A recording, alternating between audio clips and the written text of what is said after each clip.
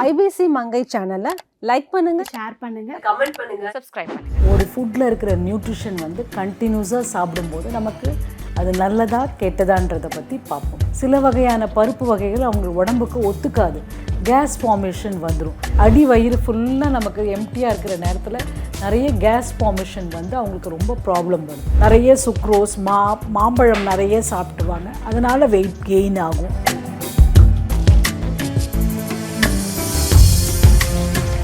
Experience Dubai and Abu Dhabi this summer holidays with just ₹59,999 with GT Holidays, Tamil Nadu's #1 travel company. IBC மங்கை நேயர்களுக்கு வணக்கம். இப்போ நம்ம பேச போகிற டாபிக் என்னென்னா, ஒரு ஃபுட்டில் இருக்கிற நியூட்ரிஷன் வந்து கண்டினியூஸாக சாப்பிடும்போது நமக்கு அது நல்லதா கெட்டதான்றதை பற்றி பார்ப்போம். இப்போ சில பேர் வந்து ப்ரோட்டீன் தேவை, பியூர் வெஜிடேரியனாக இருக்கவங்க சில தப்பு பண்ணுவாங்க. என்னன்னு பார்த்தீங்கன்னா, எனக்கு வந்து ப்ரோட்டீன் தேவை அப்படின்னு சொல்லிட்டு என்ன பண்ணுவாங்க, டெய்லி பருப்பு சார்ந்த உணவு வகைகளை எடுத்துக்கிட்டே இருப்பாங்க. அப்படி எடுக்கும்போது அவங்களுக்கு என்ன ஆகும், சில வகையான பருப்பு வகைகள் அவங்க உடம்புக்கு ஒத்துக்காது, கேஸ் ஃபார்மேஷன் வந்துடும்.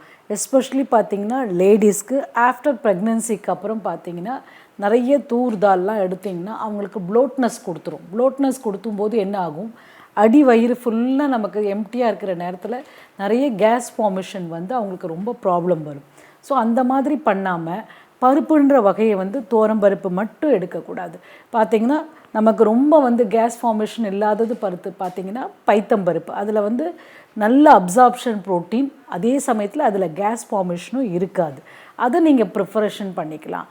இல்லைன்னா கொஞ்ச நாள் கழித்து வேறு மாதிரியான தட்டைப்பயிறு அந்த மாதிரி வகைகளை மாற்றிக்கிட்டே இருக்கிறது வந்து ரொம்ப நல்லது. அதே மாதிரி சில பேர் வந்து ஃப்ரூட்ஸ் கூட சரி, இப்போ டயபெட்டிக் பேஷண்ட்டாக இருப்பாங்க, நான் ஃப்ரூட்ஸ் சாப்பிட்டேன் அதனால் வந்து என்னுடைய டயபெட்டிக் லெவல் வந்து ஜாஸ்தி ஆச்சுன்னு சொல்லுவாங்க. அது அப்படி கிடையாது. அவங்க என்ன பண்ணுவாங்க, ஒரே ஃப்ரூட்ஸை கண்டினியூஸாக சாப்பிட்ருப்பாங்க. ஃபார் எக்ஸாம்பிள், அவங்களுக்கு வந்து ஆப்பிள் பிடிக்கும், கிரேப்ஸ் பிடிக்கும்னா அதை கண்டினியூஸாக சாப்பிடும்போது தான் அவங்களோட ரத்தத்தில் சுகரோட அளவு ஜாஸ்தி ஆகுது.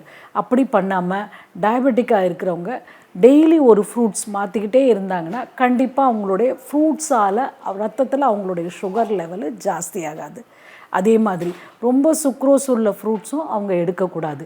இப்போ இதே மாதிரி தான் நம்மளும் வந்து நிறைய சுக்ரோஸ் மாம்பழம் நிறைய சாப்பிடுவாங்க, அதனால் வெயிட் கெயின் ஆகும், அந்த மாதிரியான ப்ராப்ளம்லாம் வரும்.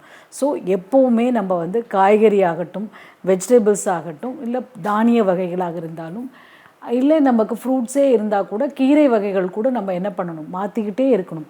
ஒரே கீரையை எடுத்தால் கூட சில மாதிரி கீரை எடுக்கும்போது நமக்கு என்ன பண்ணும், சளி பிடிக்கும், அந்த மாதிரி ப்ராப்ளம் வரும். அது வராமல் இருக்கணும்னா எல்லா ஃபுட்டுமே நம்ம ஒரு நாளைக்கு எடுத்ததை அடுத்த நாள் மாற்றி எடுக்கிறது ரொம்ப நல்ல விஷயம். சில பேருக்கு வந்து ஹீமோக்ளோபின் லெவல் வந்து ரொம்ப கம்மியாக இருக்கும். அப்போ என்ன பண்ணுவாங்க, அவங்க கண்டினியூஸாக என்ன பண்ணுவாங்க, டேட் சாப்பிட்டுக்கிட்டே இருப்பாங்க.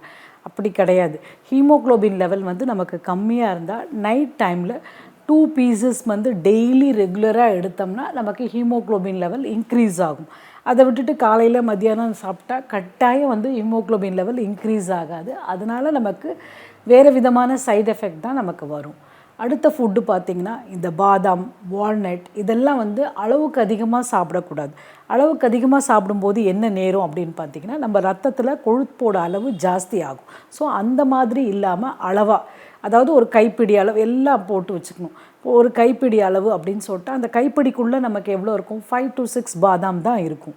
அதை நைட்டே ஊற வச்சு அந்த தோலை எடுத்துட்டு மறுநாள் காலையில் டெய்லி ஒரு 5 பாதாம் சாப்பிடும்போது it is a good cholesterol நம்ம உடம்புல சேரும். இதுக்கு அளவுக்கு அதிகமாக காலையில் ஒரு 10, மத்தியானம் ஒரு 10, நைட்டு ஒரு 10 இந்த மாதிரி நம்ம சாப்பிடும்போது தான் நமக்கு வந்து அதுக்கு எதிர்வினையான பேட் கொலஸ்ட்ரால் ஆகாது.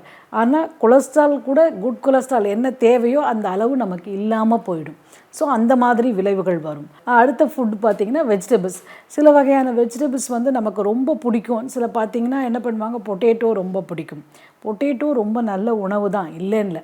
அதை நம்ம எப்படி சாப்பிட்றோன்னு பார்த்திங்கன்னா, அதுலேயே நம்ம மசாலா ஐட்டம்ஸ், ஃப்ரைடு அந்த மாதிரி வெரைட்டிஸ் தான் நம்ம எல்லாம் சாப்பிட்றோம்.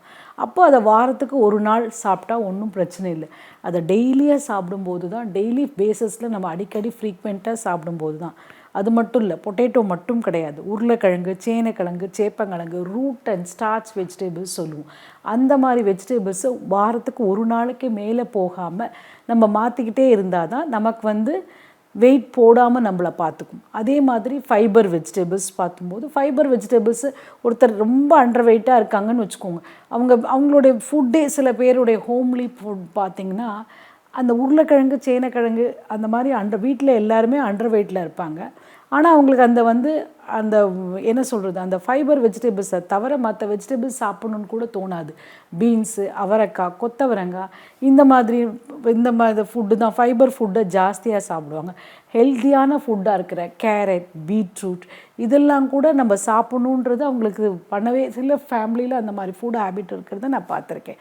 அது மாதிரி இல்லாமல் அவங்க தான் பார்த்திங்கன்னா அந்த ஹோல் ஃபேமிலியுமே அண்டர் வெயிட்டில் இருப்பாங்க. அவங்க கேஸ் ஹிஸ்ட்ரி நம்ம எடுத்து பார்க்கும்போது தான் தெரியும் அவங்களோட வெஜிடபிள்ஸ் மெத்தடும் சரி, ஃப்ரூட்ஸ் மெத்தடும் இப்படி தான் இருக்குன்னு.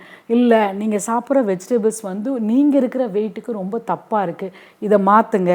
இந்த மாதிரி காய்கறிகள், ஒரு நாள் கேரட் எடுத்துக்கோங்க, ஒரு நாள் பீட்ரூட் எடுத்துக்கோங்க, ஒரு நாள் உருளைக்கிழங்கு எடுத்துக்கோங்க, இப்படி மாற்றிட்டு அதே மாதிரி ஸ்டார்ச் ஃப்ரூட்ஸாக இருக்கிற நல்ல ஃப்ரூட்ஸ் இருக்கிற ஆப்பிள் இதெல்லாம் சாப்பிடுங்க, நம்ம கிரேப்ஸ் இதெல்லாம் சாப்பிடுங்கன்னு சொல்லும்போது தான் அந்த ஹோல் ஃபேமிலியே கொஞ்சம் ஹெல்த்தியாகி அவங்களுக்கு அதுக்கப்புறம் நல்ல ஹெல்த் டெவலப்மெண்ட் வந்தது.